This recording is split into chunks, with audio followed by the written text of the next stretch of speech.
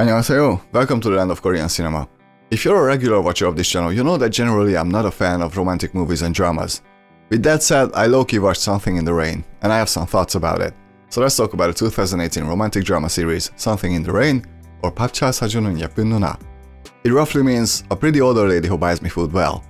Interesting, the show stars Son Ye-jin, Jung Hae-in, Jang So-yeon, Ha-joon from Squid Game, Gil Hae-yeon, who was amazing in Beyond Evil, and Oh Man-seok. Son Ye-jin plays a woman in her mid-30s. One day she meets Jung Hae-in's character, a guy in his early 30s. He just came back from the US where he spent the last 3 years. And he also happens to be the younger brother of Son Ye-jin's best friend. And even though they've known each other for almost all of their lives, this time they're slowly falling in love with each other. I really didn't think I was going to watch this show. I started watching it because of Son Ye-jin and Jung Hae-in. I really like both of them. So I watched the first episode and didn't think much of it. Days later I watched the second episode, later the third. But by the time I got to episode 6 or 7, I was pretty much hooked. The absolute best part of this show is the chemistry between Son Ye-jin and Jung Hae-in. They must have had a blast filming this show, their chemistry just oozes off the screen. They were able to make their relationship feel genuine and believable. Aside from that, the show actually deals with quite a few taboo subjects regarding Korean society. One of them being the fact that Son Ye-jin's character is older than Jung Hae-in, which is pretty much frowned upon in Korea. Technically, they're not doing anything wrong, but the society around them says otherwise. But I was very surprised to see that eventually it's not actually the age difference that causes controversy around them.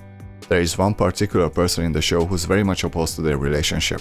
All because of Jung Hae-in's family background. The age difference is a problem also, but it's his background that seems to be problematic. At first they're keeping their relationship a secret of course, but slowly more and more people find out about it.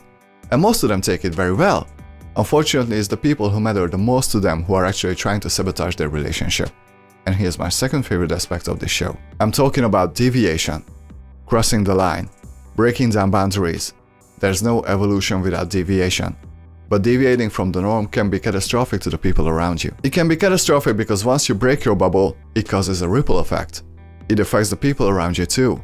You're not the same in their eyes from that point on. And it either causes them to break their bubble as well, or they do everything in their power to keep up the illusion. It's actually amazing how the show is able to portray this. The first half of Something in the Rain is full of joy and innocence, and then slowly, very slowly as the bubbles are breaking, a whole lot of traumas come to the surface. It causes families to realize that them being happy is just a facade, and it's painful, and it's not easy to watch. The way characters are in the beginning and at the end could not be any more different. It's pretty remarkable actually, but it's a slow, gradual process. To the point where around episode 6 I felt like the show was stalling a bit and had nowhere to go.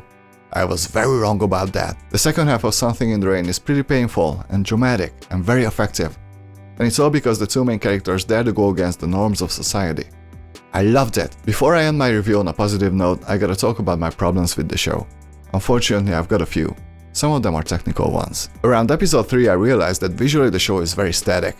The heart and soul of the show are the dialogues between the characters. There's a lot of dialogue. The problem is that the way these scenes are filmed is really boring. A lot of times it seems like they just put the camera wherever they felt like, with no consideration to framing or anything that would make the dialogue scenes at least a little bit interesting. They're all very static and can easily put you to sleep, which is not a good thing when the dialogues are an important part of your show. The other technical problem is the editing, especially in the first half.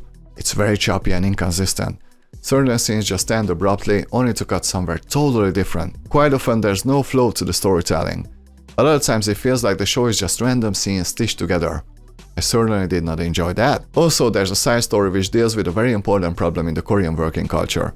And in a way, it deeply affects Son Ye-jin's character. At the same time, in the end, it doesn't really matter. Whenever the show went back to that story, my interest level dropped significantly. And finally, I've got some problems with Son Ye-jin's character too. Keep in mind, I'm talking about her character, not her performance.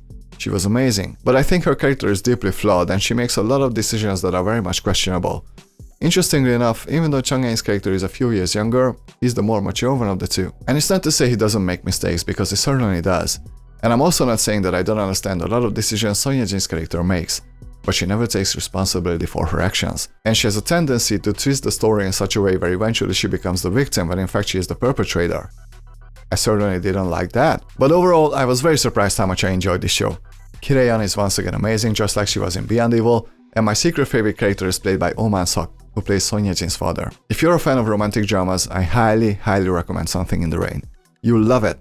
The performances are incredible, and I really appreciated just how down to earth the show is. I didn't find it cheesy at all, and I really enjoyed the drama and the psychology behind it. And you know what? When I finished the show, I started missing these characters immensely. I think that says a lot. Since I can't overlook my problems with the show, I'm going to give Something in the Rain 75%. But I cannot stress this enough.